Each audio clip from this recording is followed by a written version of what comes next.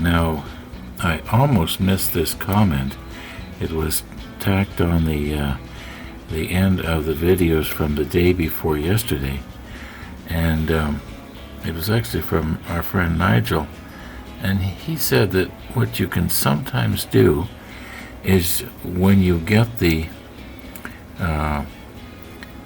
screen stuff, and it creeps up somewhere where you don't want it, you can sometimes pull it away and then do your painting. Now, I was just wondering if this stiff bristled brush would get in there, or am I going to do more damage than good? It could be this brush is just too soft. See if I can find something else and just, like right there in that corner, if I could pull it down. Okay, here's the toothpick we used. I don't know if this is going to work or not. Or am I going to end up maybe just making, what? I think what's going to happen is I'm going to have a very uneven line all the way around. And it's going to be worse than nothing. Yeah, I'm afraid that's what's going to happen on me. I don't know. It's kind of going. I mean, yeah, it's kind of going, isn't it? Maybe I'll stick the macro lens on. Okay, let's sort of continue on here. Now that we're moved in a little bit closer.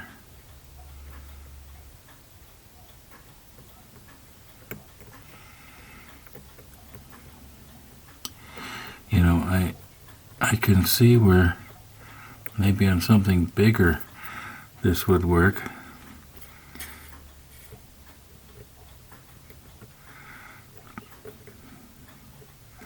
But it just isn't, it's going to be really ragged. I think it's going to leave a ragged line along here because some places it's coming off and some places it isn't. It's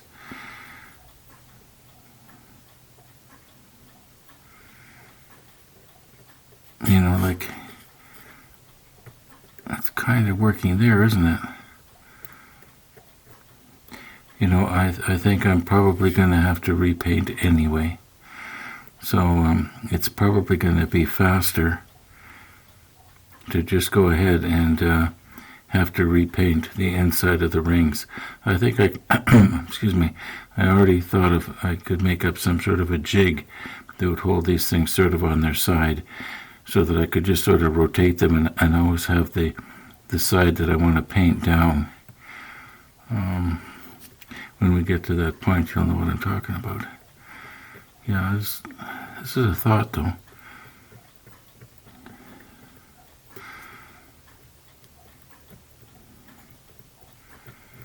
No, I'm afraid it's just going to be too jagged.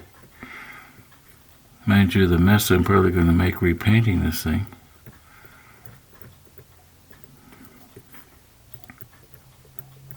Oh, it's coming loose on me here. Well, thanks for the idea, Nigel. It is working, actually. But I'm just not delicate enough to do a nice smooth job all the way around. And this keeps coming loose. Okay. Now we got a comment from Tony. And he was mentioning that possibly the needle has become bent on the airbrush. And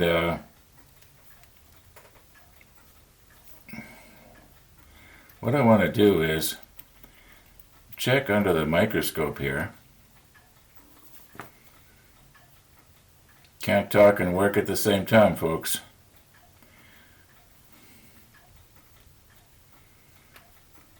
Very gently here.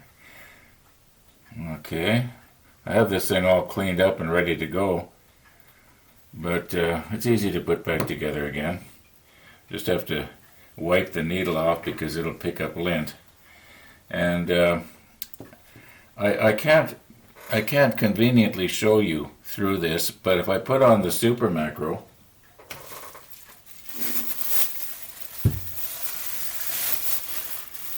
later on, I can more or less show you what I'm seeing here under its minimum magnification. You almost see it as good as I do right now. Anyway, let's see what we can see here.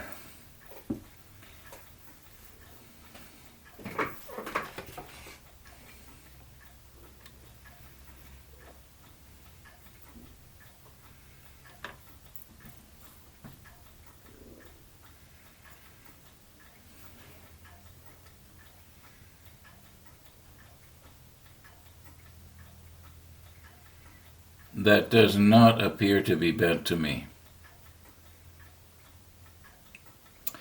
I'll stick on the super macro and I'll show you.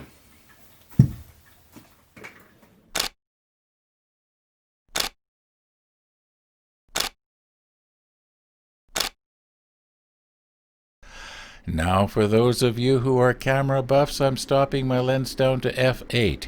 I find that f8 with this lens, I increase the depth of field slightly, and I'm still maintaining reasonable sharpness. I think 5.6 probably is 4 to 5.6 is probably the sharpest, but if I want any kind of depth of field at all, I have to go to f8. Depth of field with this lens is practically zilch anyway.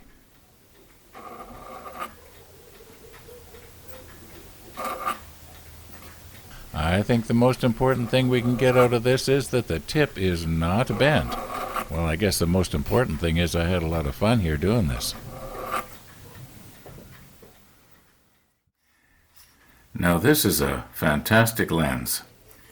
I did a review on it, so I don't need to be talking about it anymore, but it has one really bad feature. Now, about maybe a week ago, one of the viewers said the lens cap kept coming off their camera. And I was mentioning, well, I've got a lens like that too, that the lens cap is really loose. I mean, it's really loose. You just have to brush against it. There's no friction at all keeping this from screwing off. Like, I know it'll stay on right now, but all you have to do is just bump on this, and it's going to fall off on you. There's just no... Anyway, what I was saying was, why don't you take and put a little piece of tape on the inside of the cap, and that'll make the inside diameter a little bit smaller, and then maybe it'll bind, along the edge there, and yeah, it won't look so good. I was thinking, I gave that person the advice, and I didn't do it myself. Well, let's just try it and see if it'll work here. I'm having so much fun playing today, we're never going to get any painting done. And today is going to be a fantastic day for it. The wind is from the north, and that means I can open my windows on the south side here where I am. And, okay, if I put it like this, let's see here. Try and do it so you can see what I'm doing.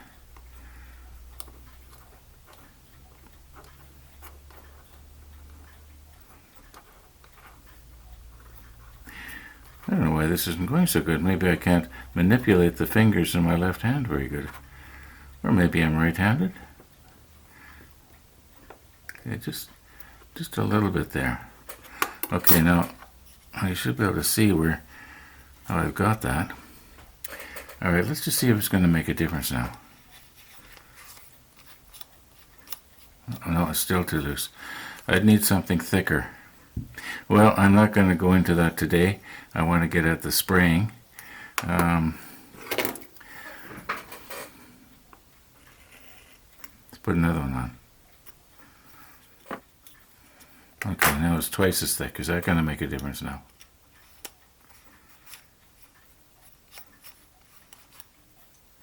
Well, at least it doesn't rattle anymore.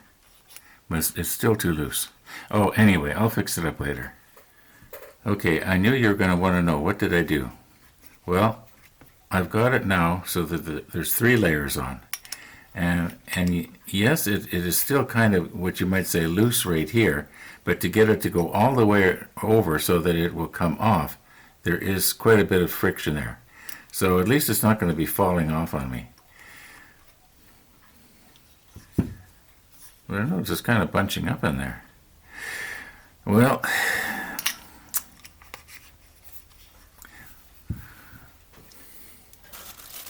where's my high-tech camera bag here? Let's get on with this.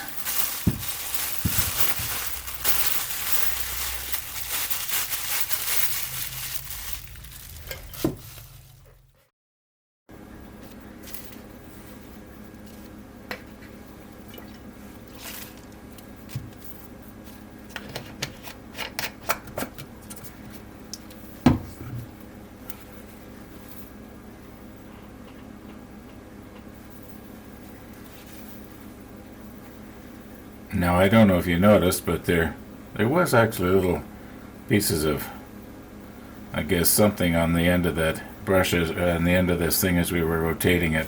So,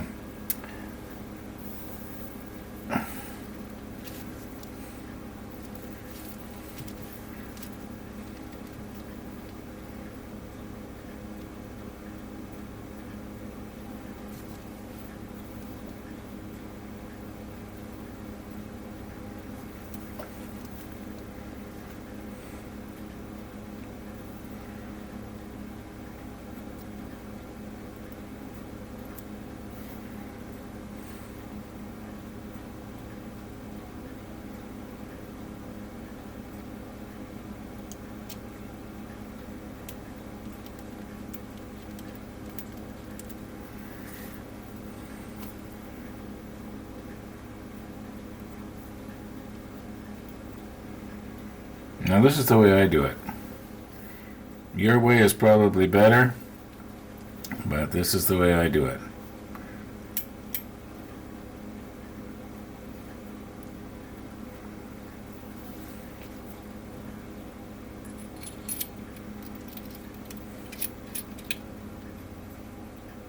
Okay, now, yesterday when I was cleaning this thing out, okay, after I dumped this extra stanley back into the container, and I was looking down in there, and I was seeing what appeared to be not lumps, but almost like, I don't know, it kind of almost looked like a spider web or something. Now, of course, it wasn't a spider web, but it just, the stanley did not look right. It was, first of all, it did appear to be too thick. Now, the suggestion has been to maybe thin. First of all, somebody says that this stuff. Well, I don't know if he used the word notorious. I'll find it and I'll bring it up on the screen exactly what was said. But it does have the tendency to deteriorate somehow over time, and you might say thicken, I guess. And the suggestion has been, go maybe 20% thinner. Now, I don't know if we're going to have time yet to do this today or not, because I've wasted a lot of time fooling around with my super macro, but I was having a good time. And as I said, that's what's important. Now, I think that today, being as today is going to be a good day for having the windows open, I'm going to use the Mr. Color Leveling Thinner instead of the Tamiya thinner. And we'll just make a separate little container of this stuff thinned out 20% with that, and that's the plan right now. Oh, one more thing.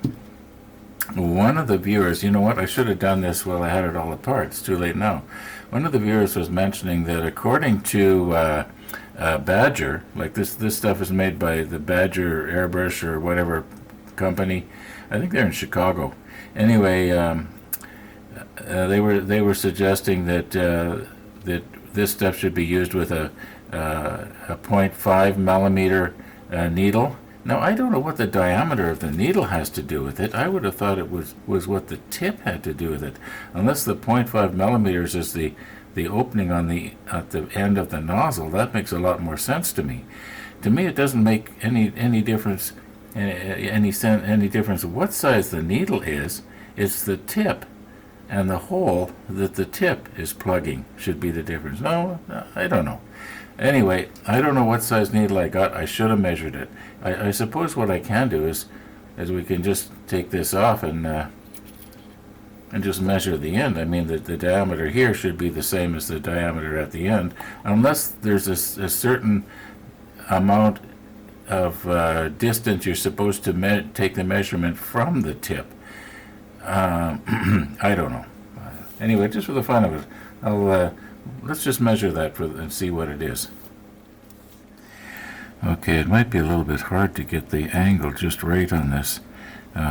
First of all, we're on millimeters, and I believe this thing will measure to 1,000th of a millimeter. At least that's where the decimal point is. So let's just back it off here. Okay, so that should be right there. That should be about 1 millimeter. Now, what do we got here?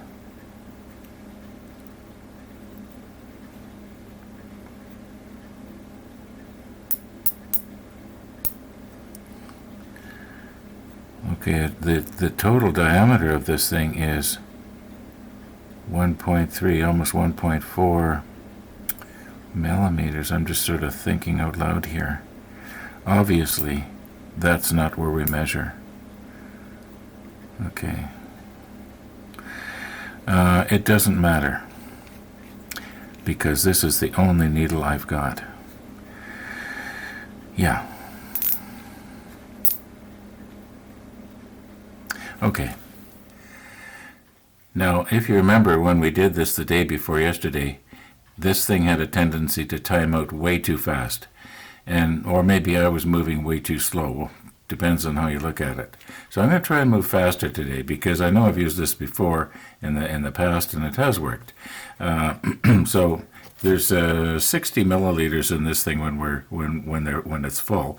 So my thinking is, if I take and put 4 milliliters in here, which is four grams. Okay, I'll put 4 milliliters in here. Then I will bring it up to 5 milliliters using the Mr. Color Leveling Thinner. That should give us a total of 5, 4 of which is this stuff, 1 of which is Mr. Color Leveling Thinner. That should be 20% of this. Am I working that out right? 5 into 100 goes 20 times. So yeah, I think that's right. Doesn't it sound right to you? Yeah, 4 and 1 it'd be 5. Okay, let's just do it.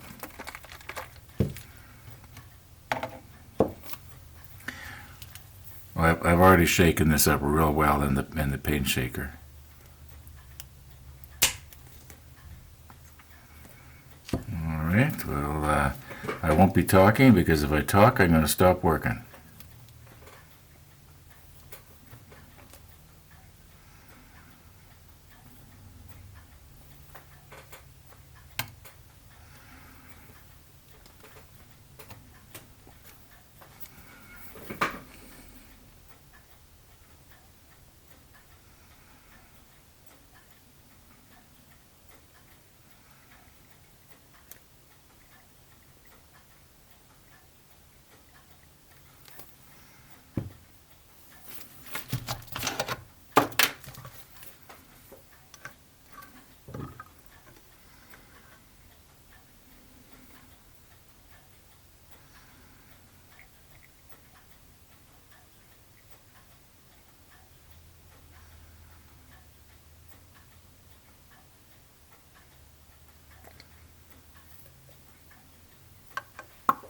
We made it.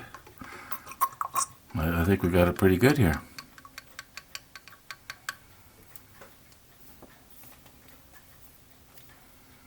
Okay, now we'll shake this up real good. Get our windows open and see how this is going to go. Okay, I believe this regulator is also from Pache. I believe it's a better quality one. When I got it from Amazon, it was one of the more expensive ones, if I remember right. And I'm going to adjust the air here so that it's about 30 pounds. So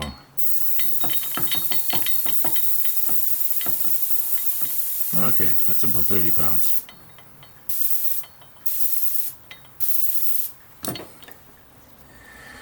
Okay, now the plan is to redo everything. I don't think I properly got these things. I might have, but it won't hurt to give them another coat. And I'm hoping I don't need this thing, but just in case, I'll try not to knock it over like I did a couple of weeks ago. Yeah, okay, we got our windows open. Let's get our fan going.